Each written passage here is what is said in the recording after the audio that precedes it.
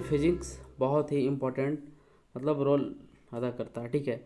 तो इसके लिए हम चाह रहे हैं कि एक सीरीज स्टार्ट करते हैं जिसमें आपको जहर कॉन्सेप्ट मिलेगा, मतलब फिजिक्स का पूरा जहर जहर कॉन्सेप्ट।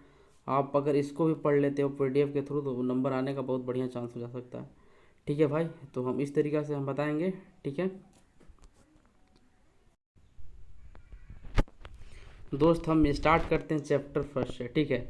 सबसे पहले मैं बात करूँ, हर कोई जानता है कि फर्स्ट चैप्टर में अदिश एवं सदिश पढ़ना है, जिसका इंग्लिश होता है स्केलर एंड वेक्टर, ठीक है भाई।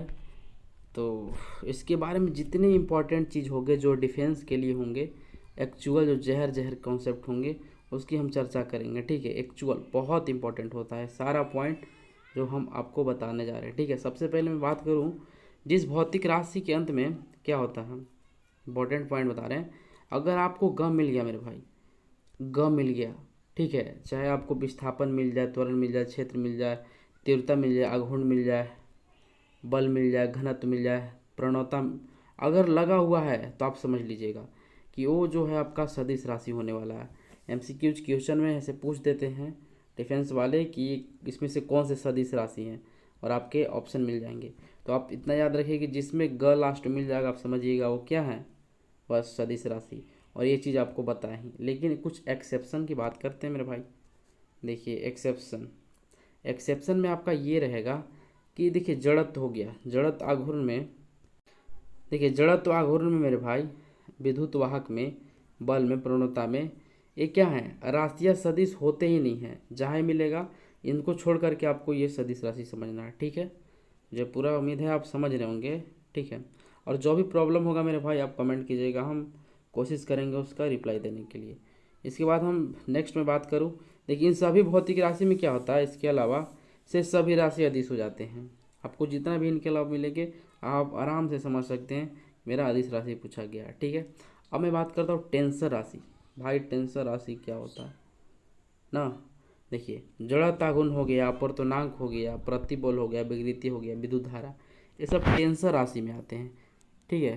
क्वेश्चन में पूछ देते हैं एमसीक्यूज क्वेश्चन में ऑप्शन दे करके, ऑप्शन दे देगा, पूछे कौन सा टेंसर राशि है भाई, जहाँ आपको ये मिल गया बस समझ लीजिएगा टेंसर राशि है, ठीक है। टेंसर राशि होता क्या है, टेंसर राशि समझिए तो दोगला राशि है। कैसे, ये है पागल, मतलब ये जो है आपका राशि तो आप जान ही रहे होंगे, सदिश राशि और अदिश राशि। ये क्या करता है कि सदिश और अदिश दोनों का रूल फॉलो करता है, इसलिए इसे टेंसर राशि कहते हैं, सिंपल याद रखिएगा। अब देखिए बीमाहीन क्या होता है भाई, बीमाहीन एवं मात्रकहीन राशि क्या होते हैं। देखिए अपर्तनांक हो गया, अपेक्षिक अपर्तनांक हो गया, विकृति हो गया, इसका बीमा होते ही नहीं है, इसीलिए इनको बीमाहीन और मात्रक भी नहीं होता है, इसलिए मात्रकहीन और बीमाहीन राशि इसको बोलते हैं, याद रखिएगा। क्वेश्चन में पूछ दिया बीमाहीन और मात्रकहीन राशि, ऑप्शन दे देगा, आराम से लगा लीजिएगा, ठीक है मेरे भाई। नेक्स्ट हम बात करते हैं, देखिए ये आपका एंगल के थ्रू कुछ क्वेश्चंस पूछते हैं, ठीक है। तो इसके बारे में ज़रा हम डिस्कस करते हैं। सबसे पहले मैं बात करूं, मान लेते हैं कि ये देखिए, मान लीजिए कोई एक प्लेन है, मतलब सिंपल ये जो है स्ट्रेट लाइन में कोई है लाइन है, और इसमें से देखिए ये क्या है, तो इसमें सिंपल फंडा ये होता है कि मान लीजिए 180 डिग्री पे है। अब अगर मान लीजिए ट्रेंगल बनाते हैं तो इस लेवल का होता है ट्रेंगल, तो ट्रेंगल होता है, अब यहाँ पे मान लीजिए 30 डिग्री दे दिया, सपोज ये है लेवल 30 डिग्री दे दिया। देखिए ये जो एरो होता है इसके इस लेवल का होता है, तो जब ऐसे होगा तो मान लीजिए ये जो है एंगल का ये है, वो है, ये भी है, तीनों को हम कंसिडर कर लिए हैं, तो एंगल ए ओ बी मिलाकर ही 30 डिग्री होगा। इस तरीक़ा से वेक्टर ए ओ और वेक्टर वी, ये यहाँ पे इसका एरो है, इसका एरो है, यहाँ है, तो सिंपल ये 30 डिग्री ही होगा। लेकिन जब कल के दिन दे देगा क्वेश्चन में मेरे भाई कि ये जो है आपका एरो, ये जो प्लेन है मतलब है लाइन, और यहाँ से इसका ये एरो यहाँ पर है, जब इस लेवल का होगा तो कहने का मतलब क्या होता है, कोई भी स्ट्रेट लाइन पे क्या कितने एंगल बनता है 180 डिग्री, तो 180 से जितना ये दिया हुआ रहता है उसको सब्ट्रैक्ट कर लेते हैं, तो 180 माइनस 30 कर लेंगे, कितना 150 आ जाएगा डिग्री। मुझे पूरा उम्मीद है समझ गए होंगे मेरा भाई, ठीक है। मैं नेक्स्ट बात करता हूँ, यहाँ पे देखिए ये आपने मैथ में भी फार्मूला अगर पढ़ चुके होंगे तो vector A dot vector V, इसको डॉट बोलते हैं। तो vector A dot vector V equal to magnitude of A, बोलेंगे magnitude of B cos theta होता है। नेक्स्ट में बात करूँ vector A cross vector V, तो magnitude of A magnitude of B sine theta N cap, ये मेरा formula होता है जो बहुत इंपॉर्टेंट होता है और ये कभी कभी डायरेक्ट पूछ भी देता है, तो अब इस फार्मूला को याद रखें। ए डॉट प्रोडक्ट में हो गया, एक क्रॉस प्रोडक्ट में। ठीक है मेरे भाई, चलिए नेक्स्ट बात करते हैं। नेक्स्ट चैप्टर आपका है मोशन, मतलब जितना जहर जहर कॉन्सेप्ट होगा, मतलब मेन पॉइंट्स की बात करेंगे मेरे भाई। तो चलिए हम देखते हैं नेक्स्ट क्या है कैसे है, इसके बारे में देख लिया जाए। तो सबसे पहले मैं बात करूं, मोशन मतलब गति होता है तो हर कोई जानता है। इसकी इम्पोर्टेंट फैक्ट है, फार्मूला है, क्या क्या होते हैं इसके बारे में समझते हैं। तो चलिए देखते हैं। तो पहले हम इससे पहले कुछ समझाना चाहेंगे। पहले दूरी और विस्थापन बोला, भाई कैसे समझेंगे लेस देन इक्वल वन कैसे है क्या है, इसके बारे में हम पहले समझते हैं। तो सपोज मानते हैं, मान लीजिए ये आपका गोला है, ठीक है, समझ गए। मान लीजिए आपका डिस्टेंस कहीं यहाँ है, ए है आपका ए, और आपको यहाँ रीच करना है बी पॉइंट पर। जब आपको रीच करना है बी पॉइंट पे मेरे भाई, तब क्या करोगे, आप इधर से जाओगे, कोई इधर से जाएगा बंदा, एक बंदा है इधर से जाता है, एक बंदा सीधा एकदम चला जाता है। तो सबसे ज़्यादा किसका टाइम कंज्यूम होगा, इसका ज़्यादा होगा इसका कम होगा, सिंपल है।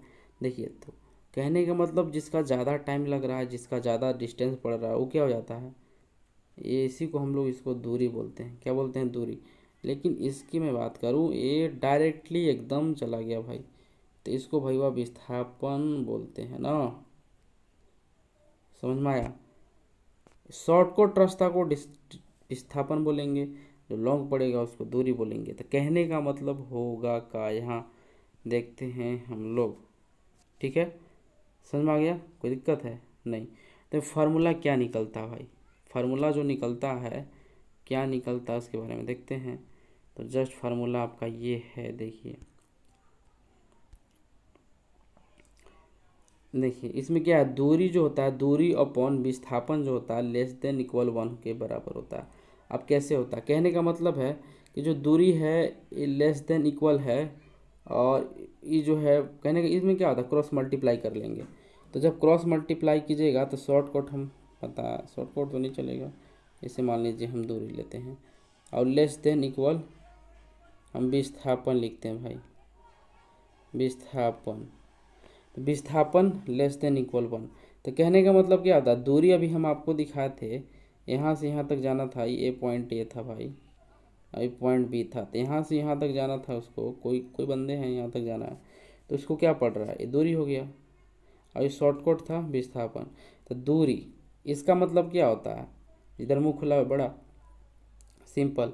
तो देखिए, तो दूरी क्या हो रहा है, बड़ा हो रहा है ना, दूरी जो है बड़ा है, कभी कभी बराबर भी हो जाता है। दूरी क्या होता है, कभी कभी जैसे मान लीजिए आपको ये देखिए स्ट्रेट लाइन है, स्ट्रेट लाइन है, तो आप अगर स्ट्रेट लाइन में जाना है मेरे भाई, तो इसमें क्या आप ना तो इधर से जाएगा तो दूरी पड़ जाएगा, तो इससे कोई मतलब नहीं हुआ। तो आप इसका डिस्टेंस और डिस्प्लेसमेंट दोनों सेम होता है, इसलिए बराबर। तो कभी दूरी जो है मतलब विस्थापन के बराबर हो सकता है, या फिर विस्थापन से बड़ा होता है, कौन, दूरी, हमेशा याद रखिएगा। तो इसको इधर कर लेंगे, मल्टीप्लाई में कर लेंगे, तो लेस देन वन के इक्वल आ जाएगा, इक्वल आ जाएगा, कोई दिक्कत। मुझे पूरा उम्मीद है आप समझ गए होंगे फली भांति, ठीक है।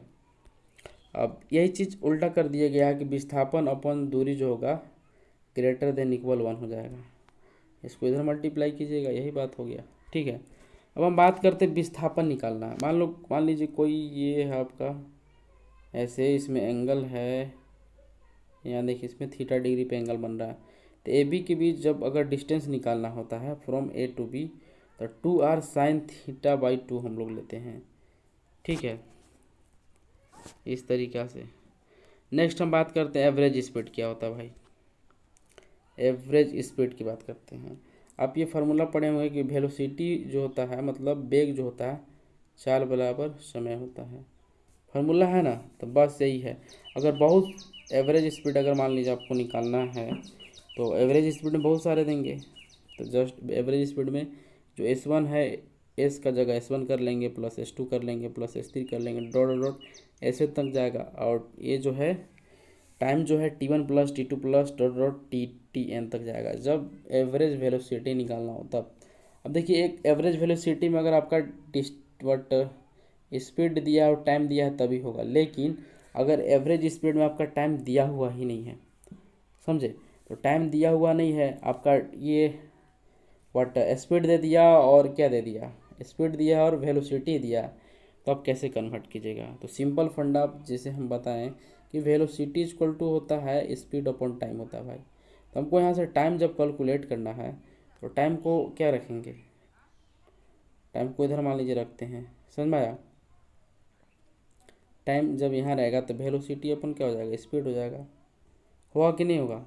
अब E1 में होगा, लेकिन जब इसको पलटेंगे तो टी इक्वल टू क्या हो जाएगा भाई, टी इक्वल टू S/V हो जाएगा, समझ में आ रहा है। तो इस तरीके से हो जाएगा। तो यहाँ पे जो है भाई ये देखिए आपका ये टाइम की जगह रखा हुआ है, velocity equal to speed upon time, कोई दिक्कत। आप अगर इसको यहाँ ले जाइए क्रॉस में, ये मान लीजिए 1 हिडन होता है तो टी इधर ले गए तो S/V हो जाएगा, सिंपल। तो आप इसके जगह रख सकते हो टाइम की जगह, यही चीज़ तो है भाई, यही है भाई। अब इसकी जगह रख लेना है, कोई दिक्कत, नो प्रॉब्लम। जब पूरा उम्मीद है आप समझ रहे होंगे, ठीक है। अब एक कंडीशन और बनता है कि जब आपका भाई आपका S1 S2 सारा बराबर दे दिया, जैसे 10 ही दे दिया, 20 मतलब स्पीड सेम है, तो उसमें ये तो सेम हो गया। तो इसमें क्या होता है, इसका जो फार्मूला होता है 2V1V2 upon V1 plus V2, ऐसे प्रूव कर देंगे, लेकिन ज़्यादा टाइम गंवाना फालतू है, ठीक है। ये आप बस याद कर लीजिए, 2V1V2 upon V1 plus V2 होगा मेरे भाई। तो भाई आगे चलती वह चल दिए।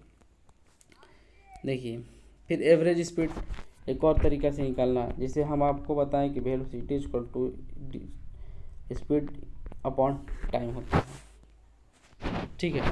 तो जब स्पीड इन टू टाइम होता है तो आप ये देखिए कि अगर ये टाइम दिया हुआ है लेकिन मेरा वट क्या बोलते हैं स्पीड ही नहीं दिया हुआ है, स्पीड नहीं दिया है, तो इसको तो हम कैलकुलेट कर सकते हैं। स्पीड को इधर ही रखेंगे, अभी इंटू टी हो जाएगा। तो स्पीड इक्वल टू क्या होता है, वेलोसिटी इंटू टाइम।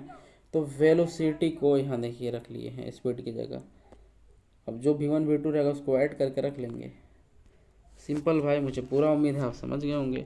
नेक्स्ट हम बात करते हैं, देखिए आप फिजिक्स में याद रखिएगा एकदम इम्पॉर्टेंट पॉइंट, जब भी स्लोप की बात करेगा भाई आप डिवाइड कर दीजिएगा, जब भी एरिया की बात करेगा उसको मल्टीप्लाई कीजिएगा, ठीक है। देखिए आपने, अब हम बात करते हैं, ये जो इक्वेशन आपने पढ़ा होगा गति का समीकरण जो होता है, पढ़े हैं कि नहीं, नहीं भी पढ़े हैं तो कोई बात नहीं है, देख लीजिए। यहाँ देखिए इसे 3 ठो माना जाता है, बाकी इधर सब निकल जाते हैं। सबसे पहले बात करूँ S equal to UT plus half AT square, ये चीज़ आप पढ़े होंगे। सेकेंड में होता है V equal to U plus AT होता है। थर्ड में होता है V square equal to U square plus 2AT होता है। फोर्थ में S equal to U plus V upon 2 into T होता है। तो नेक्स्ट फिफ्थ, ये जब एनवेट टर्म का निकालना होता है, ये आप AP में भी ऐसे पढ़ सकते हैं। जब एनवेट टर्म का निकालना होता है क्वेश्चन मिलेगा, आप समझ आइएगा। SN equal to U plus क्या A/2 इंटू 2n-1 ये होता है, ठीक है।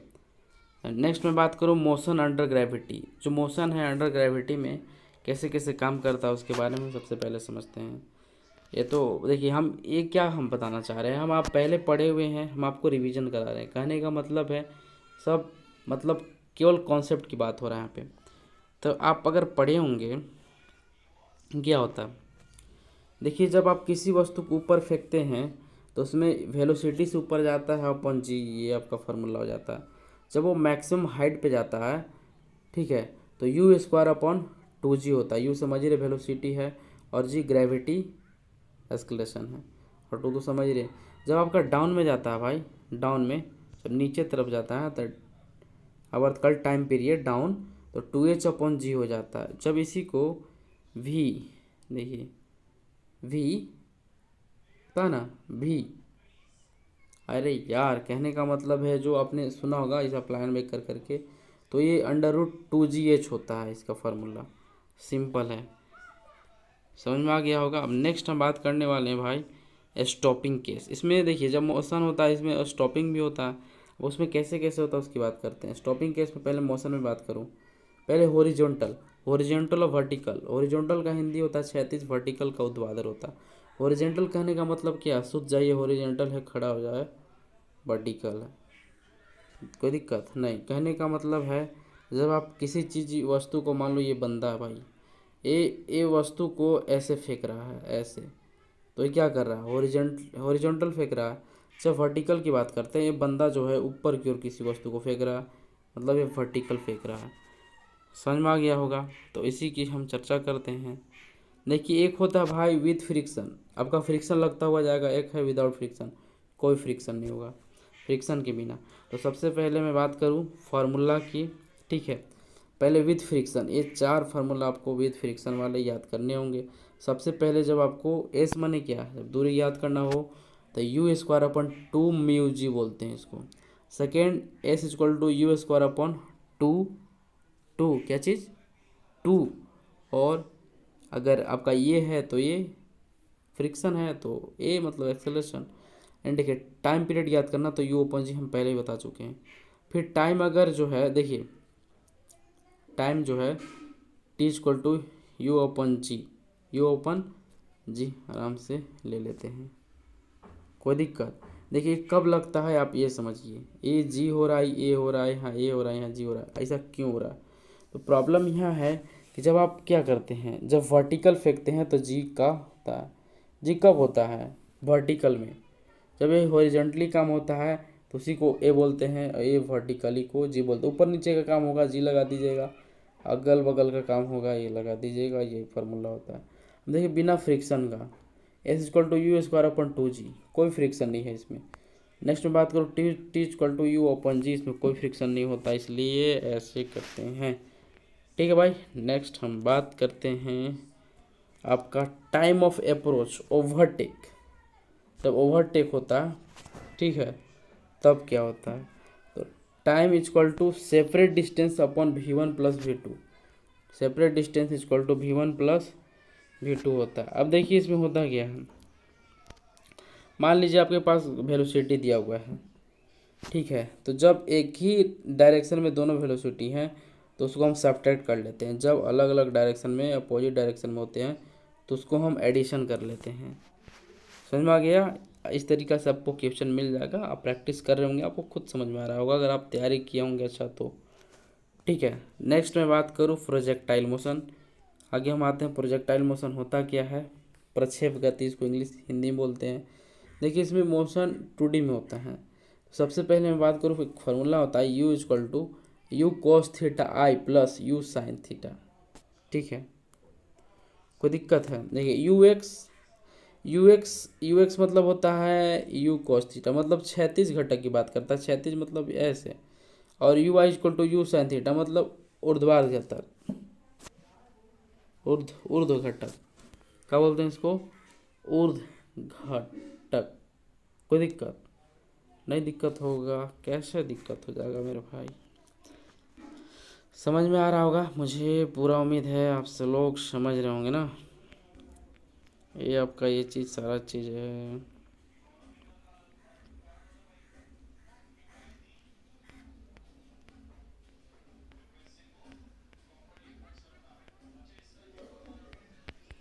समझ में आ रहा होगा।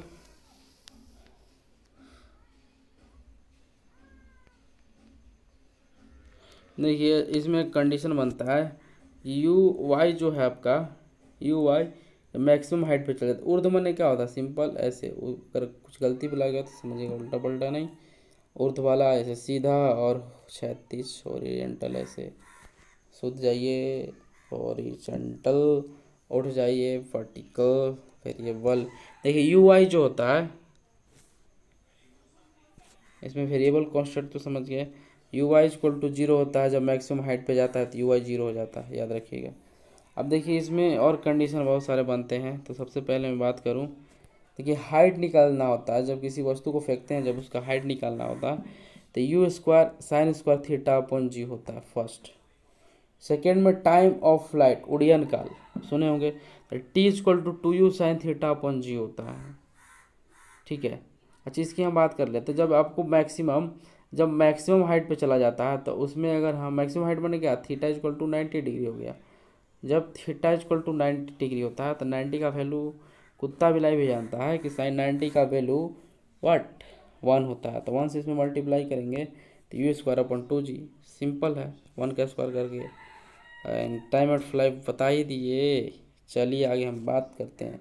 अब देखो भाई रेंज निकलता है परास, रेंज इसका निकालना हो तो R equal to U square sine 2 theta upon G होता है। और जब देखिए आर मैक्सिमम निकालना होता है, मैक्सिमम कहने का मतलब क्या हुआ, अगर फरास रेंज जब मैक्सिमम में चला जाता है तो यहाँ थीटा का वैल्यू 45 हो जाएगा। जब 45 होगा तो 45 टू 90 हो जाएगा, साइन 90 का वैल्यू 1 होता है, इसके जगह पूरा 1 हो जाएगा। 1 यू स्क्वायर इंटू 1 करेंगे, यू स्क्वायर ही हो जाएगा अपॉन जी, तो R max U square upon G हो जाता है। चलिए इसमें रिलेशन कुछ बन रहा है, हम आपको दिखाते हैं कैसे रिलेशन बन रहा है। तो सिंपल हम बात करते हैं, क्वेश्चन बहुत ही एवीआई है, कभी कभी ऐसा पूछ देता है। देखिए इसमें होता क्या है, देखिए आर मैक्स का फार्मूला ये रखिए और ई एच मैक्स का फार्मूला ये रखिए, रख दिए, कोई दिक्कत। जब आप रखिएगा तो आपका यू स्क्वायर साइन थीटा से यू स्क्वायर साइन थीटा बेहतर ख़त्म हो जाएगा और जी से जी ख़त्म हो जाएगा। कोई दिक्कत भाई, नहीं दिक्कत है, सिंपल ना। अब देखिए आपका बचेगा क्या, क्या बचेगा आपको ये देखना है ना।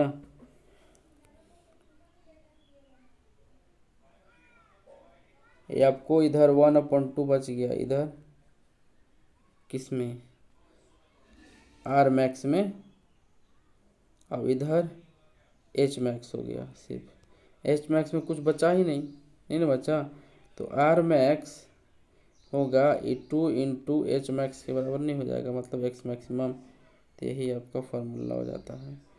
बहुत ही काम देता है भाई शॉर्ट एकदम न्यूमेरिकल सॉल्व करने के लिए, कोई दिक्कत। चलिए आगे हम बात करते हैं। जब r equal to n h time हो तब थीटा इक्वल टू 4/n हो जाता है।